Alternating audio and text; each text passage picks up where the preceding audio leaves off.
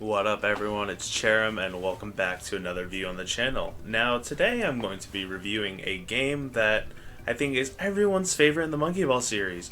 That's right, Monkey Ball 2. That's everyone's favorite game. Some might even say Monkey Ball 1's their favorite game. Or some psychopaths might say Monkey Ball 3D is their favorite game.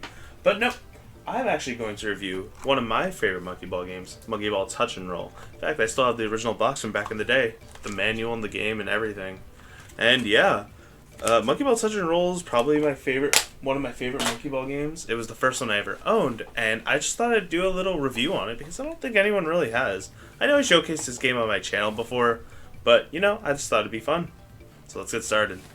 Super Monkey Ball Touch and Roll was released for the Nintendo DS in 2006 of the month of February. This game is as known as the first two games, and overall, its reviews are above average. They're not as great as the first two games, but I still think it is pretty good overall. This game starts off with the title screen with his butt, and he asks you to touch it, and that's a great way to start the game. That already makes this game 10 times better than every other Monkey Ball game. Overall, the aesthetic of this game is actually pretty good. In fact, the main menu looks pretty nice. It's reminiscent of the second game with a waterfall in the background. This game possesses a single player mode, a multiplayer mode, and an options mode. But the word options might be putting it loosely because all there is ranking in the credits. In the single player menu, there's a main game option and a party game option, although there's no announcer when you select them. This game actually follows the traditional format of Monkey Ball 1 and 2 by having both main game and party game. Although many other games do have those, the main game used in Touch and Roll is very similar to the first two games, as opposed to the other games. There is no story in this game, there's just challenge mode and practice mode, and then your replays, which is interesting because they're not in the options tab, but they're part of the main game tab, which is one difference between 2 and this game. The characters from this game are the same as the original 4. The only thing is they have a more modern difference than their original counterparts. In fact, the monkeys' design in this game are essentially a hybrid between old Monkey Ball and new Monkey Ball. I mean, Mimi's got shoes in this version.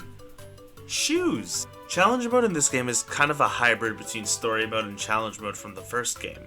There is a world map that shows you what world you start with and what you need to go to. There are 12 worlds in this game, 2 more than the original Monkey Ball game, each with different aesthetics. A volcano world, a jungle world, a storm world, and the obligatory space world like in every Monkey Ball game. Challenge mode functions like it does in Monkey Ball 2. You get a similar amount of lives, and you have a time that you have to reach the goal into. And when you complete one level, you go to the next level. But there are some differences in challenge mode in this game. You only start with 5 lives, as opposed to being able to choose how many lives you start with in 2. When you run out of lives, instead of using a continue, you'll get a game over actually. Which is one interesting thing, that there are no continues in this game. So, the goal is to reach the end of each difficulty with all your lives intact and without using a continue. But, similar to story mode, each world has 10 levels. So, challenge mode only consists of 10 levels and 12 worlds, thus making this kind of a hybrid of both. Every 5th stage is a bonus stage, which all involves you collecting all the bananas, similar to the first Monkey Ball game. There is no goal, similar to the first game, but unlike the second game, sometimes these bonus stages don't really work without a goal. Once you reach the end of the last level of each world, you'll be taken to a credits game. This credits game is alright, it's cute, but yeah, nothing beats the first two games. Essentially, you use the touchscreen to flick your own monkey to hit the letters in the word, and it's really hard to do actually. You can even hear my mouse clicking. I'm using my mouse to do this, but it's really hard to do even on the touchscreen. Oh, did I mention that this is also unskippable? Yeah, it's unskippable. Every single time.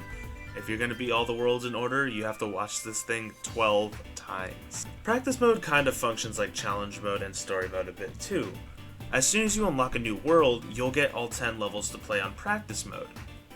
I think this version of practice mode is great, and it's great that you get a lot of stages early, and I think it really reinforces the whole practice the world before you beat it, you know? Now the gameplay of this game is alright. It plays worse than Monkey Ball 1 and 2, I'm just gonna outright say that off the bat. This doesn't mean it plays badly though, it just means it plays worse than the original 2. Since this is a DS game, you have two control options, the D-pad and the touchscreen. So since using the D-pad, your movement's only in 8 directions as opposed to a circular direction, making certain wire stages a little more challenging than usual. Another thing you can do is use the touchscreen to move yourself, which is so not optimal, but apparently it doesn't, it's actually not that bad. It's better than motion controls. It just, it's kind of hard to do, Many of the stages are taken from the first 2 games, but there are a lot of new stages that are pretty nice actually. A lot of the new stages play really well, and some have like some cool, interesting concepts. So essentially this game's kind of like a mini deluxe. It has stages from the first 2 games as well as new stages. However, one criticism I do have with this game is the difficulty curve is overall very inconsistent. This is reversible gear from Monkey Ball 2, but it's in World 2. It's really early in the game. Meanwhile, steps from Monkey Ball 1 is in World 10. Some stages are also kind of remastered versions of different stages. Not remastered per se, but they're different. For example, this stage, Entwine, is only the second half of Opera from Monkey Ball 2. This stage, Lick Shot, is like Break from Monkey Ball 1, but there's no warp goal behind you. And also, the stage moves a lot faster than the original. Overall, the difficulty is very inconsistent. That's one of the major flaws this game has. And I'm not even going to talk about the stage names in this game. I don't know what kind of dictionary they used, but some of the stage names are ridiculous. Like, this is Exam A for Monkey Ball 1. It's called Menacing Conclusion? Well, what about this is menacing? And there's also like Gravity Slider for Monkey Ball 2 became a bonus stage, and it's called Drop Downhill Drop. Like what? Drop Downhill Drop? Something also worth mentioning is that when you get 10 bananas in this game, you get a 1-up, which is so little compared to any other Monkey Ball game. This is probably to reinforce the fact that you only have 5 lives and no continues, so they wanted to give you as many lives as you could. Overall, Challenge Mode is a nice challenge overall, and it combines aspects from Super Monkey Ball 1 and 2's story and Challenge Mode. Okay, so we've talked about the main game, but what about the party games? Are they any fun? Well, yeah, they are fun. In fact, there's 6 party games, just like the original. There's Monkey Race, Monkey Fight, Monkey Bowling, Make a Grand Return, and 3 new ones, Monkey Hockey, Monkey Wars, and Monkey Mini Golf, are new to this game. Monkey Race functions similar to Monkey Ball 2 and Monkey Ball 1, where it's just racing and there's just items. Monkey Fight is similar to Monkey Ball 2, although there is no survival mode and it's just the normal mode. Monkey Bowling has their standard mode and the challenge mode, both from Monkey Ball 2. Also, fun fact about Monkey Bowling's theme, it's actually the remix of the Monkey Boat menu theme from the second game. These are the only 3 party games that make a return. Sadly, no Monkey Target, because that's one of my all-time favorites. But Monkey Hockey is actually really fun. Monkey Hockey has 2 modes, Line Smasher and Classic. Monkey Hockey is essentially air hockey, and there are items in this game, and there's also a CPU that you can go against. You can play in singles format or doubles format. In Line Smasher, you draw a line, and that line is used as your puck, and you also get a limited amount of ink. This mode is so creative, and it's really cool, and it really utilizes the DS's touchscreen option. Monkey Wars is a first-person Monkey Ball shooter. Yep, you heard me. First-person Monkey Ball. This game, you can use a camera to rotate your monkey, and you use the D-pad to move, and you get to tap on the screen, and you shoot. And the goal is to get the most points to win. And there's also power-ups everywhere. And this mode is really fun, especially playing with your friends. Monkey Mini Golf plays similar to Monkey Golf in Monkey Ball 1 and 2, but the courses are a little smaller and the controls are a lot easier. And I actually really enjoy Monkey Mini Golf. It's so much more user-friendly than the original Monkey Golf, and it also utilizes the touchscreen very well, just like the other party games. So we've discussed the single-player mode, but what about the multiplayer mode? There's not much to say about multiplayer. There are 3 options you can do here. Be the boss means you're the host, essentially, and be the lackey means you're joining someone's game. However, both of these involve both parties having the game. DS Download Play, however, is used if one person does not own the game. As many DS games, you can use DS Download Play here. So, the difference if you use DS Download Play rather than hosting and joining is you can only play 3 out of the 6 party games. You can only play Monkey Race, Monkey Hockey, and Monkey Wars during DS Download Play, and not only that, you can only play the first course of each. So overall, DS Download Play is okay at best. Unlike the first two games though, there isn't really that much content compared to them.